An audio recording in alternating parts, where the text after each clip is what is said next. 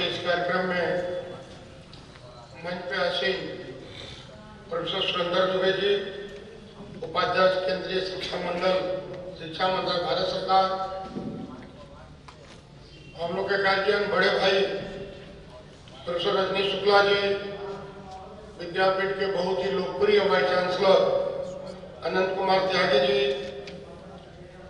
जिस पवित्र स्थल पर हम लोग कार्यक्रम में शामिल हैं, वैसे आदरणीय जगजीवन पांडे जी, डॉक्टर उमेश जी, ब्रिजेश्वर मिश्रा जी,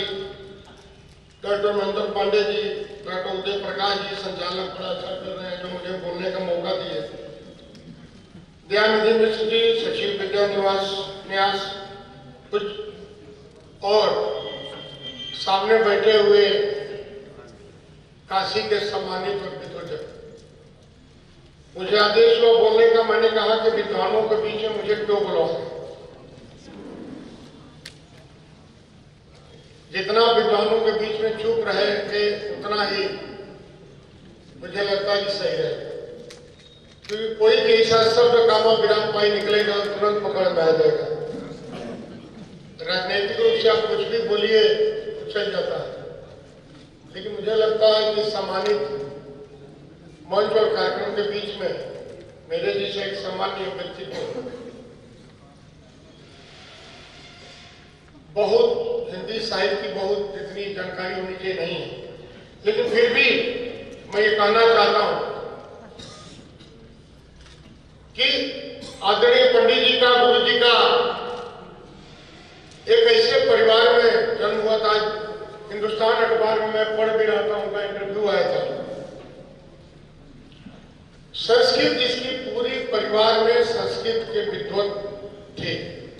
और वहां पर एक संस्कृत हिंदी का बड़ा साहित्यकार, दोनों संस्कृत और हिंदी दोनों अलग अलग विषय था। एक व्यक्ति भाषाविद हो सकता है, प्रशासक एक अच्छा हो सकता है, जो कि उन्होंने विद्यापीठ और संस्कृत विश्वविद्यालय में वाइस चांसलर की बहुत ही गरिमापूर्ण अपना समय व्यतीत किया, और एक राजनीतिज्ञ भी हो सकता है। तो एक व्यक्ति का कितने पक्ष हो सकते हैं, अगर उसको देखना है तो हम आदरणीय गुरु जी के में हम देख सकते हैं, जिनका कहना था मेरा कर्म क्षेत्र संस्कृत था और भाव क्षेत्र हिंदी है। अगर वह हम कहें कि पंडित जी को याद करना संपूर्ण भारतीयता का स्मरण है, इसमें कहीं गलत नहीं होगा। काशी के ज्ञान परंपरा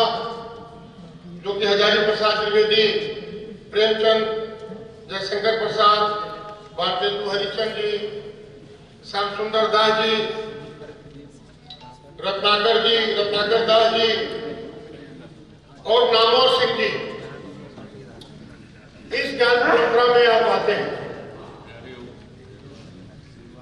और उनकी स्मृति में भारत की संस्कृति, सनातन धर्म और साहित्य को प्रतिबल चर्चा ये काशी में हो रहा है। ये अपने आप में ये हम कृतज्ञता तथा आचार्य ऋण से मुक्त होने का ये प्रयत्न है कि हम उनको याद करते हैं, हर साल करते हैं और इतनी बड़ी संख्या में करते हैं। तो उनके प्रति जो एक भाव है समाज का, हम लोग के मन में जो उनके प्रति भाव है और जो ऋण है उनका, हम लोग कम से कम याद करके प्रत्येक साल उनको हम याद करें, बहुत बड़ी बात है। एक शिक्षक, साहित्यकार, भाषा वैज्ञानिक, संस्कृत मुख्य रूप से एक सर्वदा याद करना हर रूप में हमें लगता है कि हम लोग के लिए सबसे बड़ी श्रद्धांजलि होगी। एक काशी में जो कभी एक साहित्य का एक बहुत बड़ी परंपरा हुआ करती थी, लेकिन जो नई पीढ़ी है वो कहीं ना कहीं साहित्य से पीछे हट रही है, साहित्य के बारे में जानकारी नहीं, क्योंकि जो आज हमारा जो एजुकेशन है, पढ़ाई है, वो कहीं ना कहीं हिंदी केवल जानने और लिखने तक ही सीमित है। हमारे हिंदी के इतिहास क्या है, हमारे साहित्यकार कौन कौन थे, उनकी रचनाएं क्या है, अगर नई पीढ़ी से अगर बात करेंगे तो उनको बहुत जानकारी नहीं है। आज हमें आवश्यकता है, हम सब शिक्षाविद बैठे हुए हैं, इस तरफ भी अगर आप ध्यान देंगे तो मुझे लगता है कि एक समाज के ऊपर बहुत बड़ा कार्य करेंगे। इधर जो हमारे यहाँ के घर के बच्चे हैं, अगर उनसे बात करेंगे साहित्य की, तो मुझे लगता है वो साहित्य अंग्रेजी में जो भी पढ़ते हैं वो पढ़ते हैं, लेकिन अंग्रेजी में पढ़ते हैं। हिंदी के प्रति कहीं ना कहीं एक लगाव कम होगा। उसके मूल में अगर हम जाएंगे